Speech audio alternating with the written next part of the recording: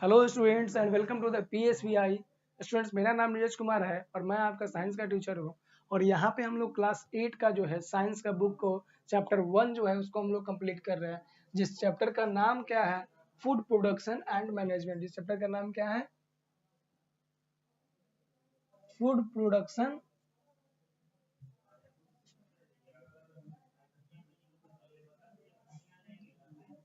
And management. Food production and management हम लोग chapter 1 हम लोग अपना कंप्लीट कर रहे थे, जिसमें पिछले क्लास में पिछले लेक्चर वीडियो में हम लोगों ने कुछ बातें को जाना था, समझा था। जो बातें क्या थी, हम लोग हार्वेस्टिंग के बारे में हम लोग जान रहे थे अपने पिछले वीडियो में, और उसके बारे में हम लोगों ने पूरे अच्छे तरीके से जानकारियां को इकट्ठा कर लिया था। इस वीडियो में हम लोग जानेंगे थ्रेसिंग एंड विनोइंग के बारे में। ठीक है स्टूडेंट्स, तो चलिए आज का जो हमारा वीडियो होने वाला है उसकी शुरुआत करते हैं और आगाज करते हैं आज का हमारा इस बेहतरीन सी क्लास का। शुरुआत करते हैं। जो हम लोग को पढ़ना है यहाँ पे हार्वेस्ट। हार्वेस्ट हम लोग पढ़ लिए थे कि क्या होता है हार्वेस्टिंग। अब पढ़ना है हम लोग को थ्रेसिंग के बारे में। ठीक है, चलिए स्टूडेंट, आज का हमारा इस बेहतरीन सी टॉपिक की शुरुआत करते हैं बेहतरीन सी जोश और एनर्जी के साथ में। थ्रेसिंग क्या होता है स्टूडेंट्स? ठीक है, तो पहले तो हार्वेस्ट मतलब कटाई होता है, बुनाई होता है, चुनाई होता है। तो थ्रेसिंग के बारे में समझते हैं क्या होता है। The activity of separating grains of wheat etc from the rest of the plant is called threshing. अब देखिए क्या होता है, जब क्या होता है, यहाँ देखिए, जब हम लोग सेपरेशन करते हैं, सेपरेशन ऑफ अ ग्रेन, ठीक है, separation of a grain, the activity of separation of a grain of wheat etcetera.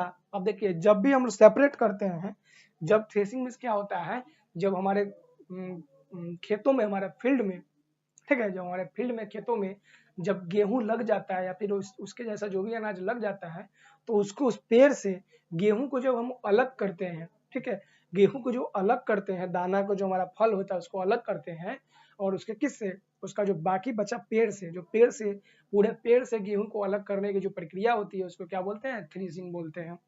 ठीक है, from the rest plant is called threshing.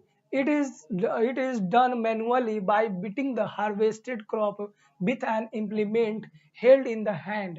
Threshing is also done by making oxen or buffaloes tread on the harvested crops. अब threshing की जो प्रक्रिया होती है बहुत तरीका से होती है। एक तो क्या होती है, हम लोग हाथ से सेपरेट कर सकते हैं, हाथ में कुछ लेकर के, और जो फसल होगा उसके ऊपर पीटेंगे, उसके ऊपर पीटेंगे, पीटने से क्या हो जाएगा कि वो जो दाना है, जो हमारा फसल का जो भी फल है, जो दाना है, वो क्या हो जाएगा, हमारे फसल से क्या हो जाएगा, अलग हो जाएगा, हमारा पेड़ अलग हो जाएगा। अब इसका ये जो प्रक्रिया है ऑलवेज, और ये जो प्रक्रिया है किसके माध्यम से? मेकिंग ऑक्सन और बफेलो, यानी कि बैल और भैंस से भी ये प्रक्रिया किया जाता है। हम जो फसल होता है उसको रख देंगे, उसके ऊपर बैल को और जो बफेलो है, ऑक्स है, उसको क्या करेंगे, उसके ऊपर राउंड राउंड राउंड राउंड गोल गोल करवाएंगे, जिससे दाना अलग हो जाएगा और फसल अलग हो जाएगा। In big farms threshing is done by using a machine called thresher. और जो बड़े बड़े फार्म होते हैं, बड़े बड़े जो खेत होते हैं, उसमें ये प्रक्रिया मशीन के माध्यम से होती है, और जिस मशीन को हम लोग थ्रेसर बोलते हैं। ठीक है, थ्रेसिंग करने के मशीन को, थ्रेसिंग करने के मशीन को थ्रेसर बोला जाता है। ठीक है, मैकेनाइज्ड फ्रॉम, ठीक है, mechanized farms use an agricultural machine called a combine harvester. अब देखिए, कुछ मैकेनाइज मतलब कि जो कुछ यांत्रिक तरीके से कुछ मशीन बनाया जाता है, उस मशीन को अगर इसके फार्म में, एग्रीकल्चर में यूज करते हैं, उसको क्या कहते हैं? कंबाइन हार्वेस्टर बोला जाता है।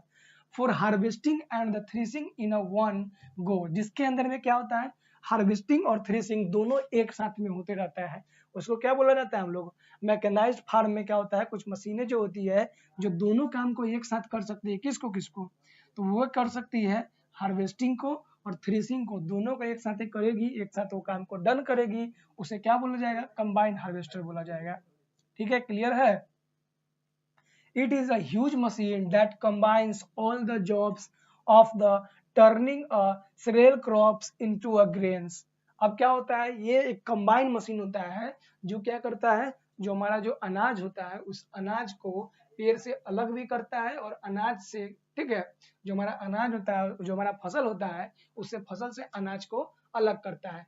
With its wide front wheel, it gather and cut the stalks अब इसके आगे का जो बाइड, इसका आगे का जो बाइड मतलब कि चौड़ा जो बिल होता है, ये क्या क्या करते जाता है, जो हमारा खेतों में जो फसल लगा हुआ है उसको क्या करते जाता है, काटते जाता है। ठीक है, उसको क्या करते जाता है, काटते जाता है।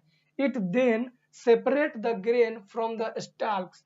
और क्या करता है, यहाँ से क्या होता है, ये मशीन जो है साथ साथ में उससे जो अनाज होता है उस पौधे से, उस अनाज को भी अलग करते रहते हैं। ठीक है, the grain is emptied into the trailer after threshing. The stems of a plant are cut into the small pieces. अब जो इसमें फसल जाएगा, इसके अंदर जो फसल जाता है, वो फसल से ग्रेन क्या होगा, अलग सेपरेट हो जाएगा, और उसका जो स्टीम होगा, उसका जो फसल का जो तना होगा, वो तना होगा छोटे छोटे पीसेस में कट कर अलग हो जाएगा, और जो अनाज होगा वो अलग आकर के ट्रेलर में जमा हो जाएगा, ट्रेलर में जमा हो जाएगा। देखिए ये मशीन क्या कर रहा है, यहाँ से इसके अंदर फसल को काट करके रख रहा है, रखने के बाद इसके अंदर जा रहा है, इसके अंदर जाने के बाद क्या हो रहा है, यहाँ पे क्या हो रहा है, ग्रेन यानी कि अनाज अलग हो जा रहा है। ठीक है, अनाज क्या हो रहा है, अनाज अलग हो जा रहा है, और बाकी का जो अनाज होकर के इस ट्रेलर के अंदर आ रहा है, और बाकी जो स्टीम बचा, इसका जो तना बचा, उसका भूसा बन के वो अलग चला जा रहा है। ठीक है, तो ये प्रक्रिया अभी हम लोग देख रहे हैं, ये जो प्रक्रिया है हमारा, ये थ्रेसिंग का प्रक्रिया, थ्रेसिंग का मेथड है। ठीक है, trailer after threshing the stem of a plant are cut into small pieces.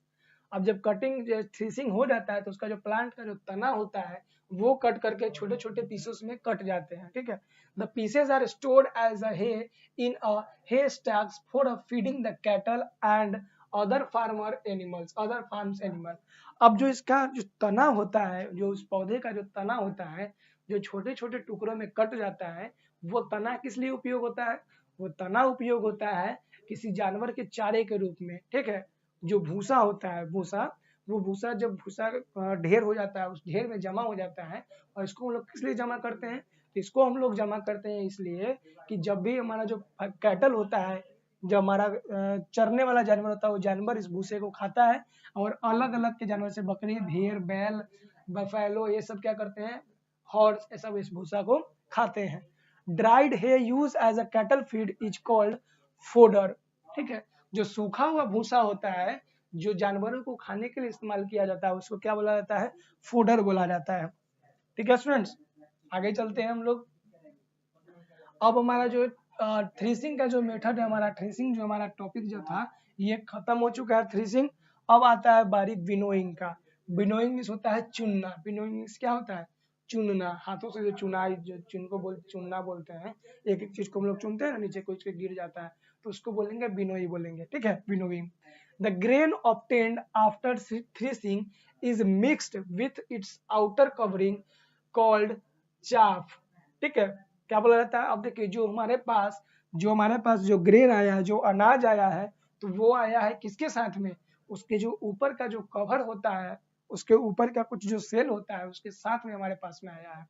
ठीक है, तो उस कवर को जब हटाएंगे, ठीक है, उसको क्या बोला जाएगा, उसको चाफ बोला जाएगा। The grain are separate from the chaff by winnowing.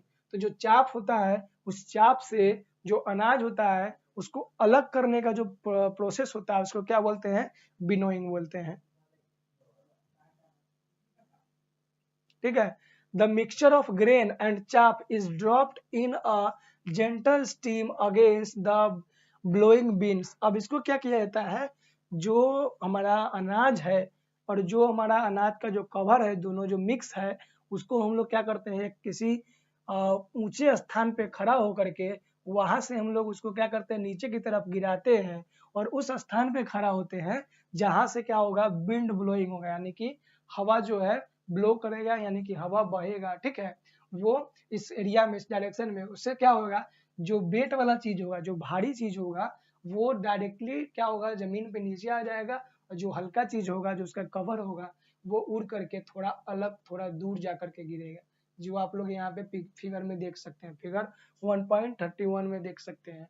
एक आदमी यहाँ पे खड़ा होकर के ग्रेन को यहाँ से डाल रहा है, तो जो मोटे अनाज है वो नीचे डायरेक्टली आ जा रहे हैं, और जो इसके छोटे छोटे जो उसके कवर है वो अलग चले जा रहे हैं और अलग दूर जाके गिर रहे हैं। ठीक है, the grain wing heavier fall straight downward on the ground, जो अनाज होता है वो भारी होता है, इसलिए वो क्या करता है, सीधा सीधा स्ट्रेट वार्ड में क्या करता है, ग्राउंड पे क्या हो जाता है, गिर जाता है। ठीक है, लेकिन the chaff begin light is blown by the wind further away to fall in a separate heap। लेकिन कि जो चाप होता है, चाप यानी कि जो उसके ऊपर का जो कवर होता है वो क्या होता है, वो हल्का होता है, लाइट वेट होता है, जिसके कारण वो क्या हो जाता है, लाइट वेट होता है। लाइट वेट होने के कारण क्या होता है, हवा के साथ में बह करके कुछ दूर आकर के जो चाप होता है वो गिरता है। ठीक है, तो यहाँ तक आपको समझ में आया। आगे बढ़े हम लोग, चलते हैं अब आगे, हम लोग देखते हैं अपना नया टॉपिक, आगे क्या पढ़ना है हम सबको। अब जो हमारा क्या हो गया, जो हमारा फसल था उसको क्या क्या हम लोगों ने कर लिया, उसको हार्वेस्ट कर लिया, उसको थ्रेसिंग कर लिया, उसको विनोइंग कर लिया। अब हमारे पास इतना जो मेहनत हम लोग किए हैं, जो हम लोग पहले मिट्टी को तैयार किए, मिट्टी को तैयार करने के बाद बीज का सिलेक्शन किए हैं, बीज का सिलेक्शन करने के बाद बीज को जमीन में रोपे हैं, जब जमीन में रोप दिए तो उसके बाद उसको हम लोग एनिमल से, छोटे छोटे इंसेक्ट से, इन सब सूक्ष्म जीव से उसके क्या किए हैं, रक्षा किए हैं। रक्षा करने के बाद उसको खेत से हम लोग काटे हैं, काटने के बाद थ्रेसिंग विनोइंग किए हैं। तो अब जो हमारे पास जो अनाज आ गया है, जो अनाज हमें मिल गया है, उस अनाज को स्टोर करके रखना भी इम्पोर्टेंट है। अगर स्टोर करके अच्छे से जगह पे, अच्छे स्थान पे नहीं रखेंगे तो उससे फिर से क्या हो सकता है, नुकसान पहुंच सकता है। और नुकसान किससे पहुंचेगा, उससे पहुंच सकता है धूप से पहुंचेगा, पानी से पहुंचेगा, जानवर से पहुंचेगा। तो उसे अच्छे जगह पे स्टोर करना भी हमारी जिम्मेवारी है। ठीक है, तो उसको स्टोर कैसे करेंगे वो आइए हम लोग देखते हैं।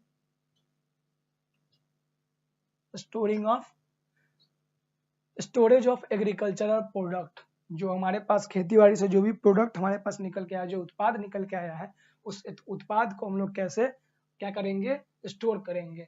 आइए शुरुआत करते हैं हमारा टॉपिक।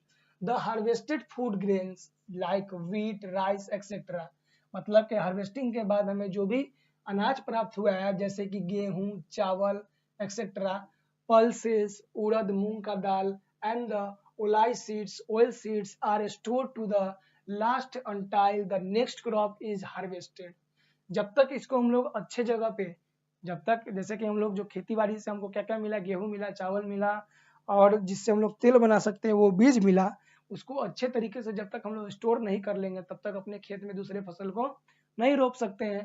तो इसके लिए आवश्यकता है कि इसको सबसे पहले अच्छे जगह पे स्टोर करके रखना होगा। ठीक है, pulses etc। ठीक है, if they retain too much moisture they may be infested with the fungi in the storage and become until to eat। अगर इसको हम लोग अच्छे जगह पे, अच्छे स्थान पे नहीं रखेंगे तो इसमें अगर मॉइस्ट, नमी वाले जगह पे रख देंगे तो नमी के संपर्क में आने से इसमें क्या हो जाएगा, कवक लग जाएगा, यानी कि फंगस लग जाएगा, जिससे कि हमारा अनाज खराब हो जाएगा और ये खाने योग्य नहीं रह पाएगा। ठीक है, so before storing the grain are spared out and dried under the sun। तो इसके लिए आवश्यक है कि जब हम अपने फूड को क्या करें, स्टोर करें, उससे पहले उसको क्या करना होगा, धूप में अच्छी तरीके से सुखा लेना होगा, ताकि उसके अंदर कोई भी मॉइस्ट, कोई भी नमी नहीं बच पाए। ठीक है, large quantity of grain are stored in a properly ventilated क्या है, सीमेंटेड हॉल्स कॉल्ड गोडाउन और द स्टोर हाउसेस। अब देखिए, जो बड़ी मात्रा में जिसके पास अनाज उपजाया जाता है, जो फार्मर बड़ी मात्रा में अनाज को उपजाएगा, बड़ी मात्रा में उसको प्रोड्यूस करेगा, तो वो क्या करेगा इसको, ठीक है, वेंटिलाइट जो होता है, जहाँ पे उचित तापमान चाहिए, जिस तापमान उस फसल को चाहिए स्टोर करने के लिए, वो तापमान उसको दिया जाएगा। और वो जो घर होगा, सीमेंट से बना जगह होगा, उसको हम लोग गोदाम बोलते हैं या फिर स्टोर हाउस बोलते हैं। ठीक है, जिस जगह पे जो फसल को जितना तापमान, नमी चाहिए उतना मिलेगा और वो सीमेंट से बना हुआ रूम होगा, तो उसको हम लोग बोलेंगे स्टोर हाउस या फिर क्या बोलेंगे, गोडाउन बोलेंगे। ठीक है, insecticides are often introduce as gases or as a smoke in the godown to kill the insects and the worms that would spoil grains. अब यहाँ पर भी हमको इंसेक्टिसाइड्स यानी कि कीड़े मारने की जो दवा होगी, छोटे छोटे सूक्ष्म जीव को जो मारने की दवा होगी, उसको स्प्रे के रूप में या फिर पाउडर के फॉर्म में हमें उस रूम में क्या होगा, समय समय पे क्या होगा, छिड़कते रहना होगा। जिससे क्या होगा, जो छोटे छोटे सूक्ष्म जीव और जो वर्म्स वगैरह हमारे उस फसल को नुकसान पहुंचाने आएगा, स्पॉइल करने आएगा, उसको हम लोग क्या कर सकते हैं, मार सकते हैं और उसको हम अपने फसल से, अनाज से दूर भगा सकते हैं। तो ये भी चीजें करनी बहुत ही इंपॉर्टेंट होगी। ठीक है। Destruction of a bacteria, insects and the other pests by exposure to the poisonous gas or smoke is called fungation। ठीक है। फॉर्मिगेशन यानी कि जो बैक्टीरिया, जो इंसेक्ट, कीड़ा और बैक्टीरिया जो होते हैं, छोटे छोटे जीवाणु जो होते हैं, और जो हमारे क्या होते हैं, जो हमारे फसल को नुकसान पहुंचा सकते हैं, उसको अपने खेतों से दूर भगाने के लिए एक पॉइजनस गैस का, स्मोक का इस्तेमाल करते हैं, जिसको फॉर्मिगेशन बोला जाता है। ठीक है। जिसे क्या बोला जाता है, फॉर्मिगेशन बोला जाता है। The store grains are protected from rat by killing them with the chemical called radonicides। ठीक है, radonicides, rodent killers। अब देखिए रेडनोसाइड्स जो होते हैं चूहे मारने की दवा होती है। ठीक है। जो क्योंकि चूहे भी हमारे क्या करती है, हमारे फसल को नुकसान पहुंचा सकती है स्टोर में, इसीलिए हम लोग चूहे मारने के भी दवा का इस्तेमाल करते हैं, जिसको क्या बोला जाता है, रोडिनिसाइड्स बोला जाता है। रोडेंट किलर को रोडिनिसाइड्स भी बोला जाता है। ठीक है। Vegetable and fruits are not stored the same way as the food grains and the wild seeds. अब देखिए फल और सब्जियां को हम इस प्रकार से स्टोर नहीं कर सकते। ठीक है। इस प्रकार से हम स्टोर कर सकते हैं केवल किसको, अनाज को, और जो तेल देने वाले जो बीज होते हैं उसको हम लोग इस माध्यम से केवल क्या कर सकते हैं, स्टोर कर सकते हैं। बाकी फल और जो सब्जियां होती है उनके लिए कुछ अलग तरीका होता है। ठीक है। आइए वो तरीका क्या होता है वो देख लेते हैं हम सभी। This is because they contain too much moisture and therefore psychological process continue to the occur in the them। अब क्या होता है, फ्रूट और वेजिटेबल को हम इस सेम वे में क्या कर सकते हैं, स्टोर नहीं कर सकते हैं। क्यों नहीं कर सकते हैं, क्योंकि जो फ्रूट और जो वेजिटेबल होते हैं वो अनाज की अपेक्षा ज्यादा मॉइस्चर क्या होते हैं, उसके अंदर होते हैं, ज्यादा नमी होती है, और उसको हम लोग धूप में सुखा भी नहीं सकते हैं, है ना, सुखा सकते हैं। For them same reason they provide the right environment for the activity of microorganism। और उसको जब ऐसा environment हम देंगे तो उसमें किसका एक्टिविटी बढ़ेगा, माइक्रो ऑर्गेनिज्म यानी कि सूक्ष्म जीवों का एक्टिविटी वहां पे क्या हो जाएगा, बढ़ जाएगा।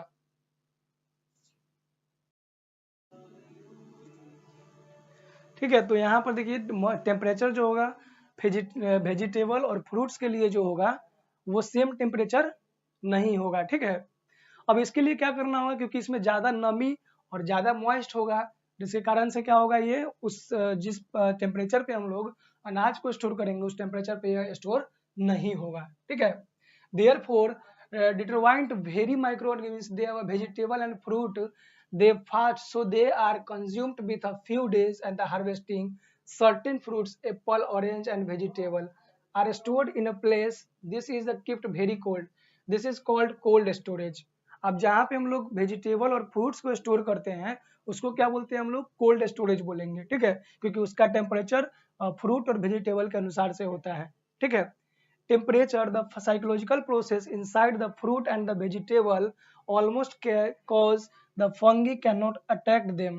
अब जहाँ पे इसको वेजिटेबल और फ्रूट्स को स्टोर किया जाता है वहां पे क्या होता है, फंगस इस पे ऊपर अटैक नहीं कर सकता है, उस अनुसार से इसका टेम्परेचर बनाया रहता है। ठीक है। Vegetable remains fresh and the unpolished for the several months. और जो हमारा कोल्ड स्टोर होता है ये नॉर्मल डे के मुताबिक जो क्या होता है, वेजिटेबल और फ्रूट को ज्यादा दिनों तक सरवाइव कर पाता है, ज्यादा दिनों तक इसको क्या कर सकता है, सरवाइव कर सकता है। ठीक है। इंप्रूवमेंट ऑफ क्रॉप्स, हमारा जो नेक्स्ट टॉपिक है क्या है, इंप्रूवमेंट ऑफ क्रॉप्स।